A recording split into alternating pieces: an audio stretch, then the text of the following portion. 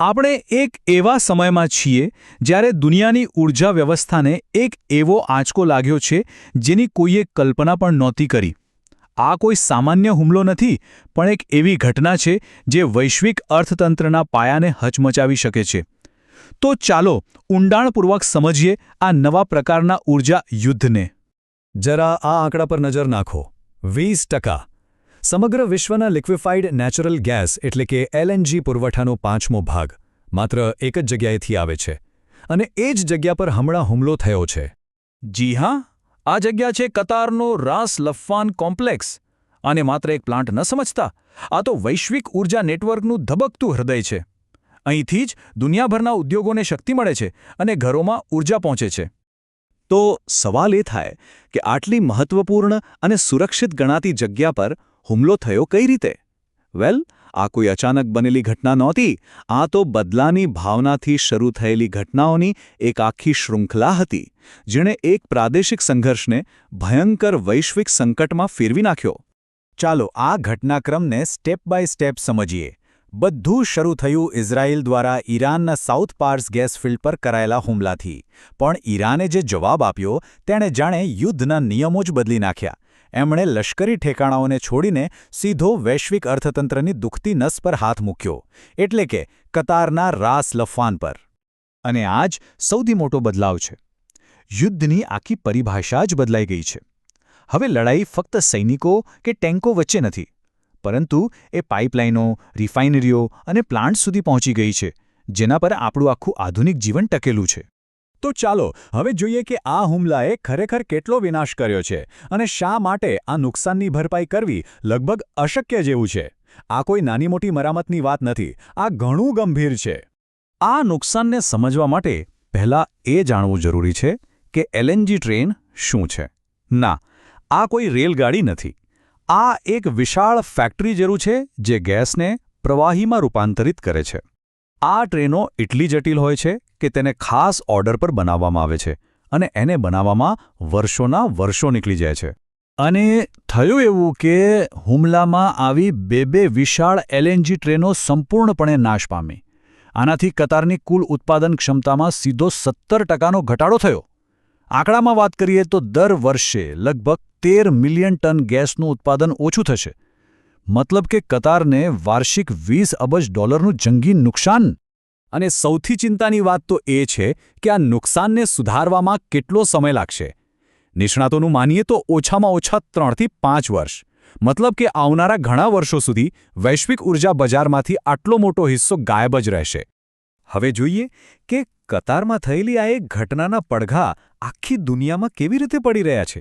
કારણ કે જ્યારે ઊર્જા બજારને આંચકો લાગે છે ત્યારે તેની અસર દરેક જગ્યાએ, દરેક ક્ષેત્રમાં અનુભવાય છે.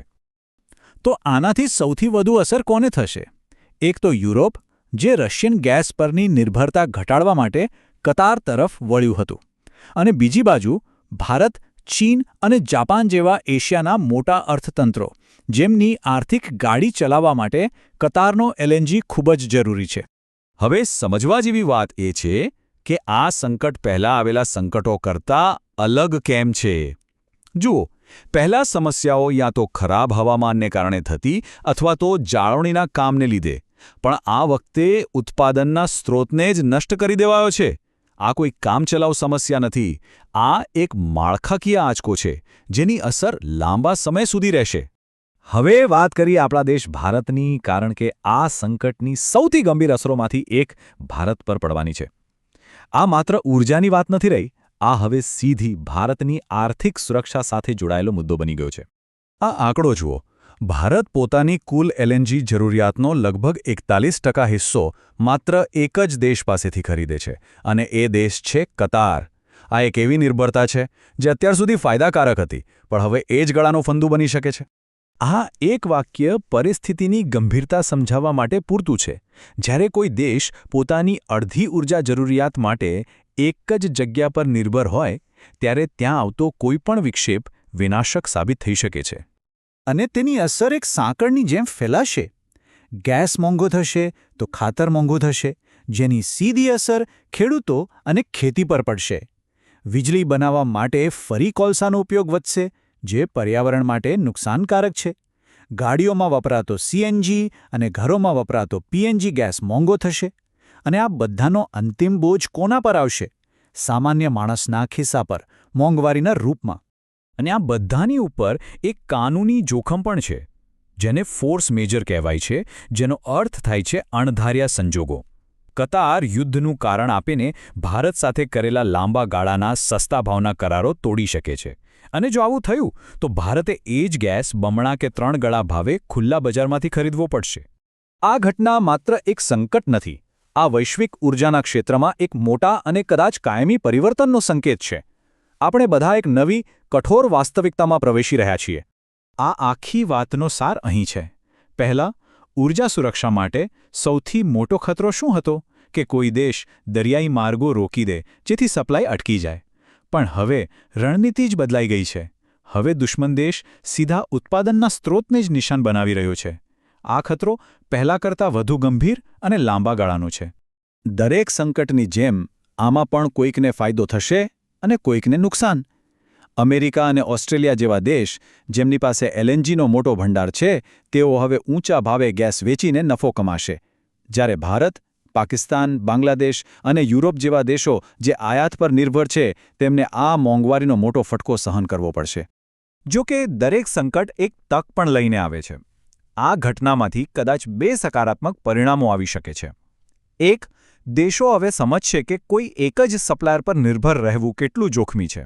અને બીજું, આ સંકટ કદાચ આખી દુનિયાને પેટ્રોલ ડીઝલથી દૂર અને સૌર પવન જેવી સ્વચ્છ ઊર્જા તરફ વધુ ઝડપથી આગળ વધવા માટે પ્રેરણા આપશે. અને અંતે, આ એક સવાલ આપણી બધાની સામે ઊભો છે.